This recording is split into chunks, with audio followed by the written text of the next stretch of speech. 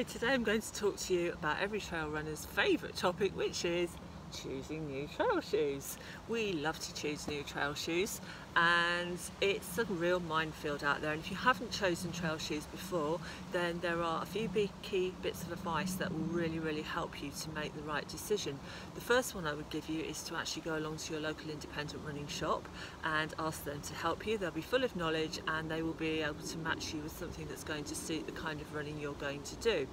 But before you go along, or if you're planning on buying online, then it is really worth having a think about 3 key questions that will help you make a good choice. So firstly, you need to think about what kind of terrain are you going to be running on. Are you going to be running on fields and woodland paths, or are you going to be doing a more cross-country type running, or are you going to be in mountainous terrain? Because that will influence the kind of sole that are on the shoes that you need to buy. So if you have a look at these shoes, these have got some little extra lugs on the bottom here, but they're fairly small, okay? And these are the kind of soles that you'd be looking for if you are planning on running on real mixed terrain. Nothing too technical, nothing too difficult, but a good generic sole. You can then compare that with a pair that have got slightly bigger lugs on the bottom. So these kind of shoes would be more suitable for perhaps more rockier terrain, a bit more moorland type terrain, so they're going to give you a little bit more grip in slightly more difficult conditions, slightly more technical conditions.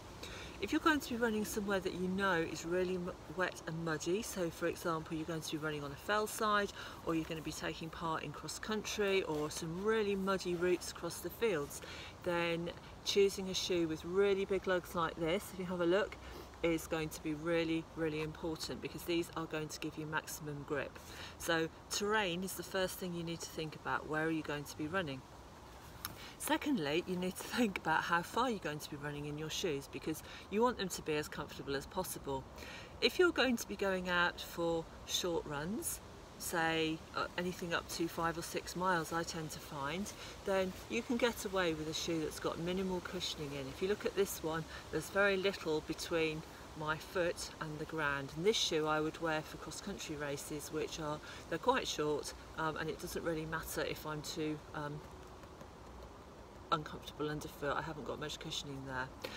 If you're going to be doing something much longer, perhaps you're going to be going out over 10 miles or longer, marathon or ultra distance, then you might want to choose a shoe that's got much thicker cushioning on it for comfort underfoot.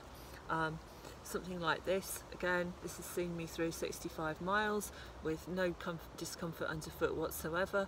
This is a really good, well cushioned shoe. Or you can go for something that is in the middle if you're not quite sure.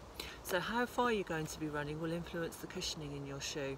And then the third thing you need to think about is how often are you likely to wear them. And the reason I've included this is because you could spend an awful lot of money on your trail running shoes and you could wear them maybe once or twice.